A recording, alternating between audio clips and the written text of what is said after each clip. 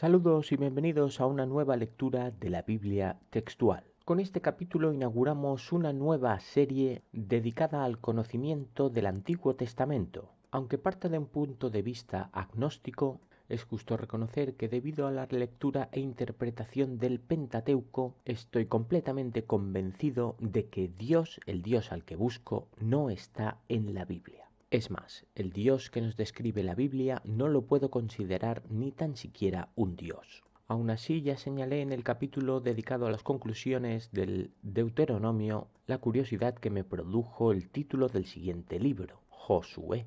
Me fue imposible evitar el comprobar de qué se podía tratar. Con ello abrí la caja de Pandora y quedé atrapado en el compromiso de ofreceros un análisis sincero y honesto de todo aquello que nos puede revelar este libro divino, siempre desde este punto de vista. Seamos creyentes o no, es este el testimonio reconocido por toda la humanidad de la existencia del Dios creador. Así que con esta nueva serie de vídeos pretendo daros unas pocas pinceladas de lo que podéis encontrar en el resto del Antiguo Testamento. Podréis comprobar que estas lecturas son mucho más superficiales en comparación con los anteriores vídeos donde hicimos un estudio exhaustivo y una interpretación lo más literal posible de todos y cada uno de los versículos del Pentateuco. Aquí no haremos esto ni mucho menos, sino más bien una especie de síntesis y presentación de cada uno de los libros siguientes. Si alguno resulta de vuestro interés personal, podréis vosotros mismos disfrutar de su lectura. Iniciamos pues, tras esta bienvenida, la síntesis agnóstica del Antiguo Testamento. Libro sexto, Josué.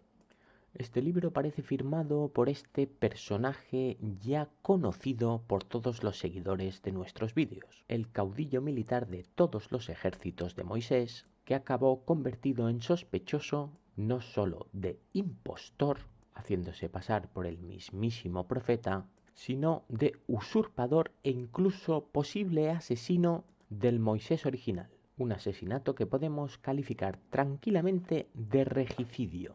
Josué es, al final de Deuteronomio, el sucesor de Moisés, del faraón que gobernará esta nación de 600.000 efectivos. Nuestro análisis parece tan acertado que el descubrimiento de este siguiente libro, que nos hablará de este nuevo faraón, acaba confirmando la mayoría de nuestras teorías. Pero ¿de qué trata este libro de Josué? Pues ya os advierto que desde un propósito de búsqueda de la existencia de Dios, podemos asegurar que de nada que nos pueda interesar. El libro consta de 24 capítulos de los que comparto sus títulos. Veréis que hay alguno más y esto es debido a la existencia de subcapítulos, como ocurría en los libros anteriores, que tratan única y exclusivamente de la conquista de la tierra prometida, desde un punto de vista absolutamente militar. Como curiosidad, nos sorprende el quinto capítulo, que lleva como título La circuncisión y la Pascua en Gilgal, donde descubriremos que algo tan sagrado en los libros del Pentateuco como la circuncisión no fue llevada a cabo por todos los nacidos en el desierto tras el confinamiento y genocidio de los 40 años. ¿Quién miente entonces aquí? ¿El autor o autores del Pentateuco? ¿Miente Josué aquí y si estaban circuncidados? ¿Por qué debería hacer esto? ¿O miente todo el mundo? ¿En quién podemos confiar? Con esta confesión de Josué o del autor de su libro, no podemos hacer otra cosa que dudar de si alguna vez la circuncisión fue llevada a cabo. ¿Fue esta un invento de Moisés o es un invento de Josué? ¿Fueron aquellos libros escritos tiempo atrás o serán escritos en un momento posterior e introducidos y custodiados en el templo para crear una falsa sensación de testimonio histórico? La circuncisión es un mandato divino directo.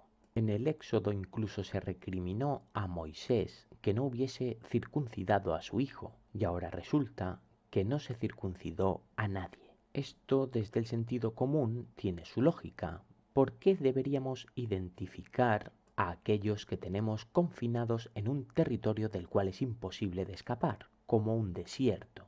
En cambio, en esta conquista de la tierra prometida, tierras habitadas ya por diferentes tribus, sí que resulta más lógico pensar en una marca que diferencie los nuestros del resto de la humanidad, una marca imborrable. ¿Podemos atribuir entonces esta decisión a Josué? Pues sinceramente, y siendo consciente de la de veces que hemos sido engañados ya hasta llegar a este punto, a lo único que me puedo atrever es a asegurar que a quien no se la podemos atribuir de ningún modo es a Moisés, y por la misma regla de tres, en ningún caso a la decisión de un Dios. El libro de Josué continúa en formato de crónica con la conquista de varios territorios, entre ellos la ciudad de Jericó, una gesta gloriosa de una ciudad que actualmente cuenta con menos de 20.000 habitantes. Recordemos que las tropas de Josué son más de 600.000. En el registro de hechos de este libro comprobamos también cómo incumple el pacto de Moisés con Yahvé varias veces, como por ejemplo cuando otorga tierras a un tal Caleb ben Jefoné, unas tierras que según el reparto de Yahvé no debían corresponderle. En los capítulos referentes a este reparto comprobamos el poco respeto de Josué a la presunta voluntad de Yahvé, algo que según su propia ley es de obligado cumplimiento y el desobedecerlo implica la muerte. Encontramos también en este libro una comparativa entre las conquistas de Moisés y las conquistas de Josué, parece que con la pretensión de demostrar quién de los dos fue más efectivo. Evidentemente, en esta comparación gana aquel a quien se ha dedicado este libro, Josué.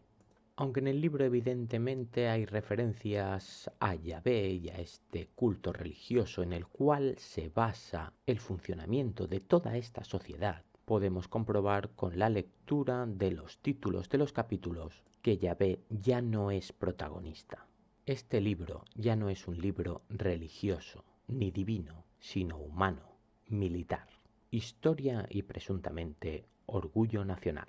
Eso sí, no debemos menospreciar la importancia de la religión en todas estas sociedades primitivas. El autor de este libro de Josué, del que no me atrevo a decir que sea autobiográfico, finaliza con el ya conocido ejercicio de la premonición. Advierte sobre sucesos que vendrán, igual que hizo Jacob y Moisés en su momento, y que nos hicieron dudar de la contemporaneidad de su escritura. Estos textos han podido ser fácilmente introducidos desde un momento muy posterior a lo relatado. El libro termina con un breve subcapítulo que nos advierte y ni siquiera nos explica ni relata la muerte de Josué, y seguidamente, como cierre final, un único versículo donde nos testimonia la muerte de Eleazar. Este es el final del reinado de este faraón Josué y de su sumo pontífice, un suceso que me parece muy extraño ya que ninguno de los dos ha nombrado un sucesor. ¿Qué ocurrirá a partir de aquí? Lo descubriremos en el siguiente vídeo. Hasta entonces, un saludo.